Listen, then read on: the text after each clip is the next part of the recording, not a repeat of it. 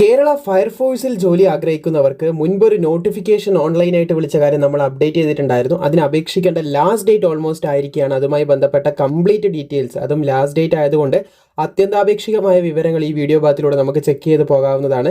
So ഇവിടെ നിങ്ങൾക്ക് കാണാൻ സാധിക്കുന്നതാണ് അതിൻ്റെ നോട്ടിഫിക്കേഷനാണ് ഇവിടെ കൊടുത്തിട്ടുള്ളത്. ഇതിന് അപേക്ഷിക്കേണ്ട ലാസ്റ്റ് ഡേറ്റ് എന്ന് പറയുന്നത് 14/1/2026 അതുപോലെ തന്നെ ഇതിന് കാറ്റഗറി നമ്പർ, ഇതിന് അപേക്ഷിക്കേണ്ട കാറ്റഗറി നമ്പർ എന്ന് പറയുന്നത് 551/2025 എന്ന കാറ്റഗറി നമ്പറിലൂടെ കേരള PSCൻ്റെ വെബ്സൈറ്റിൽ വൺ ടൈം രജിസ്ട്രേഷൻ നിങ്ങൾ കംപ്ലീറ്റ് ചെയ്തിട്ടുണ്ടെങ്കിൽ അതിൽ ലോഗിൻ ചെയ്തുകൊണ്ട് ഈ ഒരു കാറ്റഗറി നമ്പറിലൂടെ അപേക്ഷിക്കാം.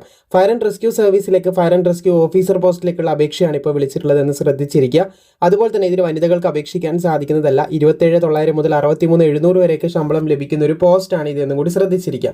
അതുപോലെ തന്നെ method of appointment direct recruitment ആണ്. യോഗ്യതയുള്ള എല്ലാവർക്കും അപേക്ഷിക്കാൻ സാധിക്കും. 18 to 26 വയസ്സ് വരെയുള്ളവർക്കാണ് അപേക്ഷിക്കാൻ സാധിക്കുന്നത്. 2/1/1999 1/1/2007 ഈ ഒരു ഡേറ്റിലും ഇതിൻ്റെ ഇടയിലും ജനിച്ചവർക്ക് അപേക്ഷിക്കാം. അതുപോലെ തന്നെ വിദ്യാഭ്യാസ യോഗ്യത നോക്കുകയാണെങ്കിൽ +2 ഉണ്ടായിരിക്കണം എന്നാണ് പറഞ്ഞത്. പിന്നെ കമ്പ്യൂട്ടർ ഡിപ്ലോമ, അതായത് ഡിപ്ലോമ ഇൻ കമ്പ്യൂട്ടർ ആപ്ലിക്കേഷൻ ഉണ്ടെങ്കിൽ മുൻഗണന ലഭിക്കും, നിർബന്ധമൊന്നുമില്ല കേട്ടോ.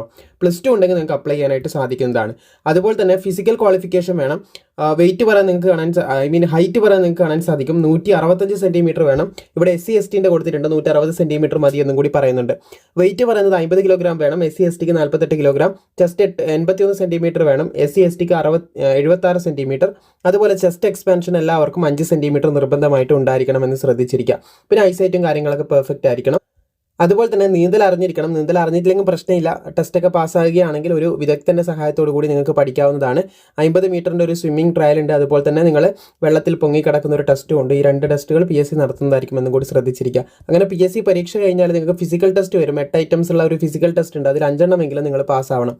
100 മീറ്റർ ഓട്ടം, high jump, long jump, putting the shot, throwing the cricket ball, rope climbing, pull up or chinning, 1500 metre ഓട്ടം. ഇതൊക്കെ കംപ്ലീറ്റ് ചെയ്യാനുള്ള ടൈം, ഡിസ്റ്റൻസ്, അതുപോലെ തന്നെ കൗണ്ട് കാര്യങ്ങളൊക്കെ ഇപ്പുറത്തെ സൈഡിൽ കൊടുത്തതായിട്ട് കാണാൻ സാധിക്കും. ഈ പട്ടികയിൽ കൊടുത്തിട്ടുണ്ട്. ഇതിൽ ഏതെങ്കിലും 5 എണ്ണം നിങ്ങൾ പാസ്സാകുകയാണെങ്കിൽ നിങ്ങൾ ഫിസിക്കൽ ക്വാളിഫൈ ചെയ്യുന്നതായിരിക്കും. ഏതെങ്കിലും 5 എണ്ണം മതി.